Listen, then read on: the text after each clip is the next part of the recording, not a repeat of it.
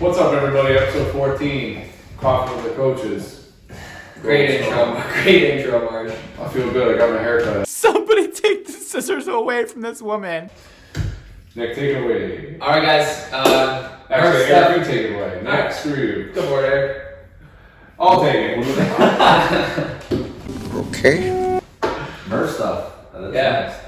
So keep up with your Murph prep. Reminders, sign up sheet on the bar. For Murph, we're going to be doing 2 meets on Saturday morning at 7:30 and 9 a.m. If you haven't signed up yet, make sure you sign up. I told this to the groups before, but if you have a friend or someone from the gym or outside the gym that wants to do Murph, as long as they've been working out, we'd love to have them. Eagle. Make sure they sign up.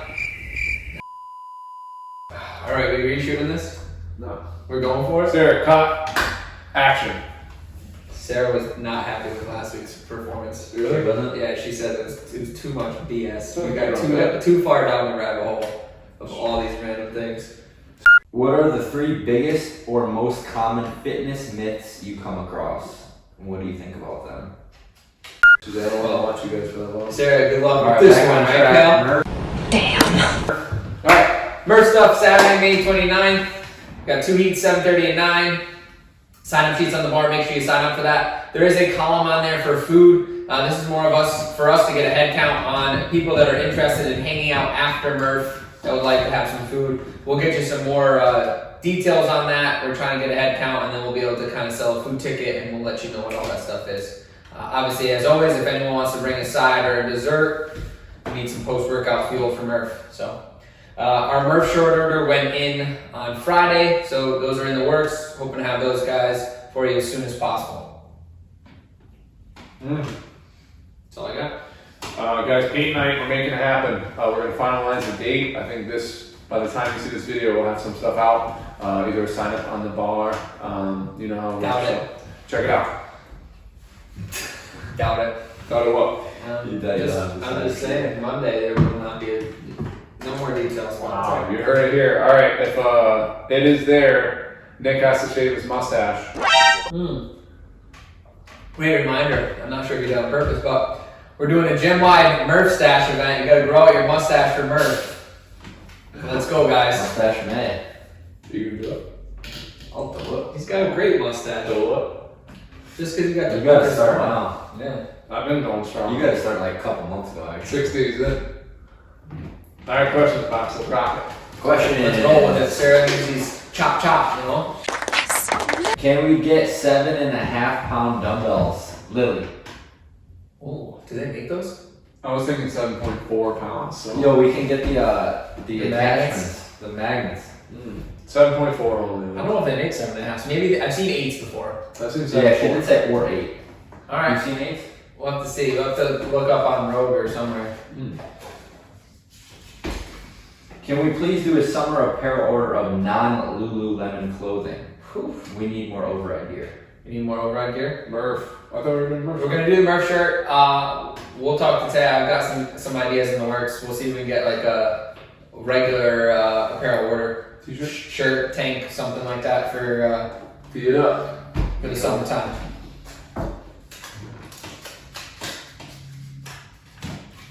Will there be softball this summer? Not in the summer. No, it's a fall league, right? Yeah, fall league.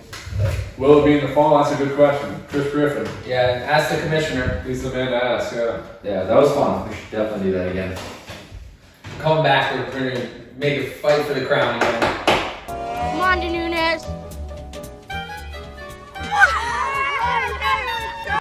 What are your favorite drills to work on being explosive in Olympic lifts? I find my pulls are slow. Maybe one each. Yeah. One exercise each. All right. I mean, I think so. If I had to pick one, most explosive, any type of box jump or jump, the weighted jump. So the one thing I would say is if you're trying to be explosive, the focus should be on quality of reps and just as we said, being as explosive as possible. Different than a normal box jump in the gym where you're trying to do reps as fast as possible. Think about doing one rep as explosive or jumping as high as you can and then taking ample rest in between reps. That's gonna help. I'd say on top of that is just if it's a snatch pull or a regular clean pull, is to just work on using some straps and just focusing on solely the pull and being explosive as possible at the top of the lift. So, you know, you don't have to go too heavy, but just the focus should just be on exploding as hard as you can. Yeah, you can even throw some bands on a barbell like that too. Would be great. Yeah. Like Eric said, the speed of the movement is more important, so you don't have to go as heavy as possible and have the barbell move slow. If you want to be fast, you got to move fast. So. Yeah, I think Eric, I would say the same. Do snatch pulls, do clean pulls. You know, they're something I think now that people just don't break down the movement. But when you break down the movement like the snatch or the clean in those pieces, you see the movement itself get better. So you can do percentage work, right? If you're moving it slow, it could be a strength issue too. So you might even want to try and load up the bar 100% of your clean and move it as effectively, you know, clean as possible and then as quick as possible. Yeah. So shameless plug. I think President Chris has got a barbell program starting up shortly after Murph. So if you guys haven't seen Chris's video on Facebook, it was awesome. He's classic. Cool. And then on top of that, not to be too detailed, but I think as well, if you're working on a snatch pull or a clean pull, you don't necessarily have to be super explosive off the floor, but after your first pull where you get past your knees, that's when you should focus on being really explosive. So make sure you're in a good position off the floor, rise past the knees. Once you're past the knees, then that's where you should explode as hard as you can. And you'll find that should be helpful, I think. You know, sometimes if you try to rip it off the floor and be super explosive, you could just get out of position and that can mess up your second pull. So to think about. big facts. Technique. Can we have a nude CrossFit class? Gross. Yikes. Nude. Freaking, I knew John would put that I was in. gonna say, I thought it was in Mike Marino, but Oh, coming at you I hard. gotta see who wrote it. You did CrossFit class? You guys wouldn't want to see that. Don't worry. This was John. I can tell the in in the perversion. Are you going to get a scent casein, I believe this says. We can. Yeah. We can get it. Yeah. Hook us up. It's a good bedtime, slow digesting. Have you ever had a casein? Yeah. Yeah, it takes it. Texture's a little different. You might be better off making it like a pudding than you would in like a shake. It's very thick. That's how we like it. Will you do an override calendar like the fireman ones? Right, yeah, give me that precious look. I like the work the dolly, work the umbrella. Come on, work the umbrella. Who put that on there, John? Yeah, so you guys, it'll be an override members calendar. You have to submit your own picture Yeah. That'd be great. with clothes on. Who'd be the cover photo? So the override calendar picture? Probably the cleaning staff. Do you think? Maybe. Connor Griff? Griff. Good picture, Griff, like. Wrapping away. Suspenders. Suspenders on. Yeah. Wow, we should make that happen. That would be awesome. Little spoof. Can we clean the bushings on the barbells? Wow. Are they coming at me? It's been a while. It has been a while. Alright, that'll be my summertime Is project. that like the knurling? No, not the knurling, the spin. We'll Oh, get to it. It's a long, Oh, tedious process, but we'll get back to it. That's some detail right there. Attention to detail. Wow. I don't know Alright. how this was. 1 bar a day. It'll be done by the end of the summer, hopefully. Great suggestion. People like that a lot. Yeah, great suggestion because he's not going to be able to do it. Nope. What? How often should you take a week off?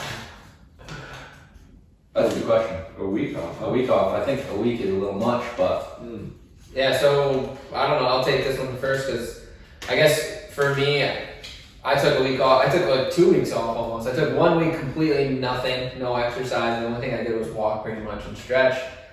And then I took a week super easy. Following the quarterfinals, I felt like it was just the right time. The CrossFit kind of season for me, that was the furthest I made it. So I was kind of going to be transitioning into a next block of training. So I just felt like that was a good time for me to take a little reset. It was more of a mental reset than anything.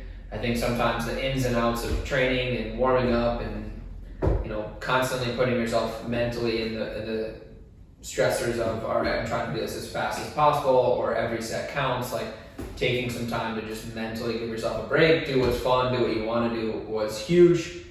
But that was probably the first time I've done that, probably like 6 months to a year. I think quarantine was another time for me where I did a little reset for my training, just like try to do a lot of the dumbbell work that we were doing in the class. So that was a good mental break from like the standard training too. But I don't know if you have to take a full week off. But I think having a deload week, a week where you go a little bit lighter, a little bit easier, I think is important. Maybe, you know, once every 8 weeks or something. I don't know. That would be my take. Yeah. The heart of a champion's never off. Great pull. I think, Go ahead. I think you don't necessarily have to take a week off if you're doing the right things on a day-to-day basis as far as recovery and nutrition. I don't think it's necessary unless you feel like your body needs it. But for the most part, I think you could move a little bit every day. I think it's good to take maybe 1 or 2 days off during the week. You know, if you to consistently take 2 days a week where you're just maybe doing some active recovery or some mobility work where you're giving your body a rest. I think if you can stay on top of that stuff, as long as you don't have any nagging pains or aches or anything like that, I think you'll know if you really need a week off, I think. Post-Murph. Yeah, post-Murph. I think a lot of it honestly comes down to just being aware of, I would say, your motivation. So if you find it hard to get to the gym or hard to motivate yourself to work out, right, that's usually a good sign. Or if you feel like it's more of a chore to work out than it is something that's fun and that you're looking forward to, I think mentally that's a good place to take a little break. Do stuff again that's fun. Don't have to follow such as a strict program. Take a week where you can kind of just do that stuff. I think that's great. You don't have to stop working out, but that can be a huge mental shift and really get you re-motivated when you get back on the structure.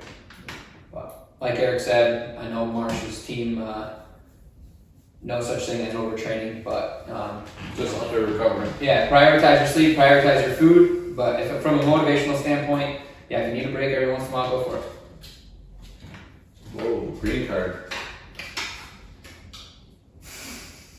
A nice sex calendar. I'm pretty sure this is, yeah. We got naked class, naked calendar. Oh my gosh. Nice wiener, Nick. You're gonna love my nuts. Wow. Nice. It's gotta be grip. That's it. Yeah, it's a grip again, right? No, his handwriting's not that nice. I don't know whose it is. Next question. That's a girl. Oh, I think this is. Whoa! Yeah, this is it. Love This is it. Rachel's right here. Long question here. Rachel said she had a long Should we question save that for for us. the end, or is there any more? Maybe she wanted to read, Yeah, are there more questions? no, that's it. Alright. Alright, She said, have at Hopefully it. you didn't want to be anonymous, She Rachel. said, long question. She wants a long answer. This question goes in. The best question category. Alright. Overtraining is a thing. However, professional CrossFit athletes train up to 6 hours a day. So how does a typical but dedicated override member increase training from one class 3 to 5 days a week to a couple hours a day, 5 to 6, without injury? Nutrition, recovery, sleep, adequate protein are dialed in. What's the next step to adding strength training without overuse injuries?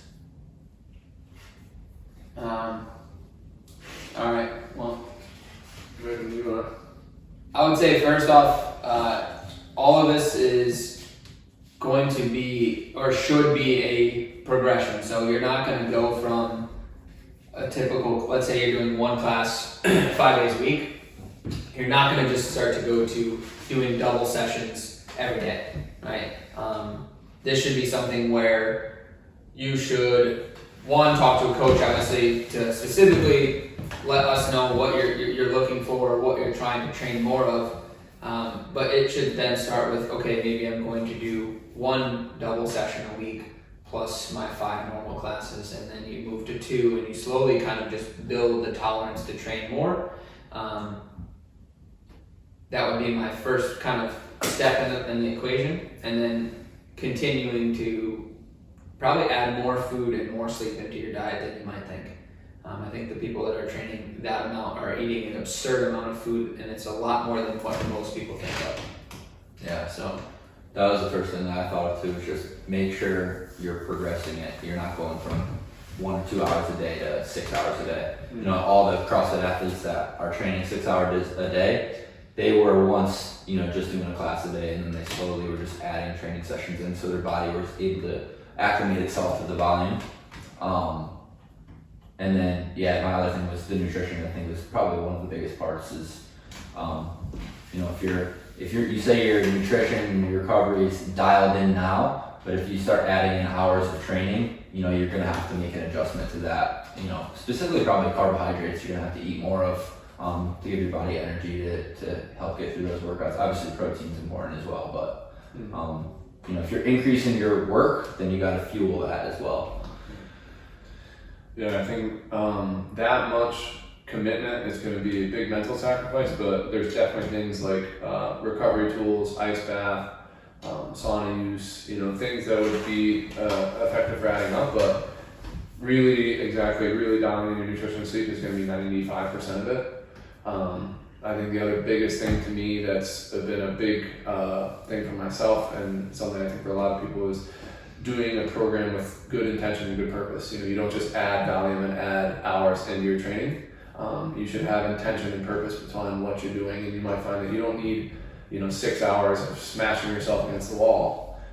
You know, you might need dedicated strength work, looking at your weaknesses, looking at your holes in your game, and then, like Nick said, properly progressing those over time. So, you know, I think the reality is that it's not junk volume is kind of the term, just doing things to do things. You should have intention and purpose behind what you're doing. So, you know, talk to a coach. Get a coach is probably one of the best things you can do to start to add in things that are going to be effective for you to assess, not guess. Assess where your big weaknesses are, and then see. Because I'll find most times, you know, most people, they don't need that much volume. I find with some of my clients, we dial back their volume, we put more intensity or purpose into the training, they do better. But then of course there's a threshold where we can add in maybe some accessory, or like I said, the weakness work, maybe working on imbalances. That'll be huge for improving your progress. So it would be goal based. What's the goal? And to like just kind of piggyback on like a question I think was like, how do you prevent overuse injuries? I think one, proper strength balance, like Marsh was talking to. If you just look at the nature of CrossFit, really heavy on the shoulders, really heavy on lower back, knees, and hips. So making sure you're doing some accessory work to kind of balance some of that stuff out. Again, getting some massage or body work. And then I think really putting an emphasis on moving well, right? I think Matt Fraser's talked about this a lot. Rich Froning was like the original person. If you look at those guys, they move extremely efficiently on just about everything, right? Everything looks great. Their technique is spot on. That's what allows them to handle that amount of work and that amount of volume without just, they're not beating their body up as much as somebody else that might be moving poorly, right? So dedicated time on really trying to move well all the time. I think that's a big thing, so. Yeah. And she had mentioned what's the next step to adding strength training in too. I think kind of what you said, Marsh, going back to like, what's the intention? Like, what does she want to, or he or she, what do you want to improve strength wise? Is it your overhead?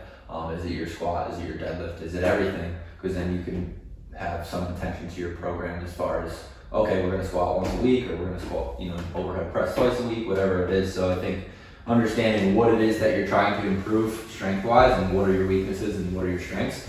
You know, if you're a really good deadlifter, maybe the focus should be more on your squat pattern, and then obviously with the overuse injuries, kind of what Nick said as well. Yeah, I find if you're having an issue with this, you know, by the root of the question is that you feel like you're adding extra work and you feel like you're hitting a wall because you're getting injured, your nutrition and your sleep is probably not that dialed in. You know, you probably got to address those things better. And then, like Nick said, with the movement quality and a few of those other things, like Eric said, strength balance, those things combined, and it's a lot, but you know. And by dialed in, I think it's important where, hey, you might be eating the right foods, right? It might not be that you're eating poorly or poor quality foods. I think a lot of it comes down to you probably just gotta eat more. Yeah. I think that's something where it can be a slippery slope and it can be somewhat scary, you know, to try and add in a bunch more food, but if you are trying to make that progress, yeah, adding in more of the right stuff is probably more so where your nutrition needs to go, rather than like, hey, you're doing something wrong. Make more food. So yeah, definitely agree. cool. So just to recap that question, number one, progressively add volume. Don't just add a ton of volume just to add a ton of volume. Do it in a progressive manner. Eat more food. Move with intention and purpose. Move well. And eat more food. Good coach, yeah. Awesome, guys. Thanks for joining us. Episode 14. No, not in that. That was a stupid fucking thing. I say 2 full weeks, but we're at fucking 14 weeks. The mustache. Oh. Yeah. All right, y'all. Have fun. Peace. Peace.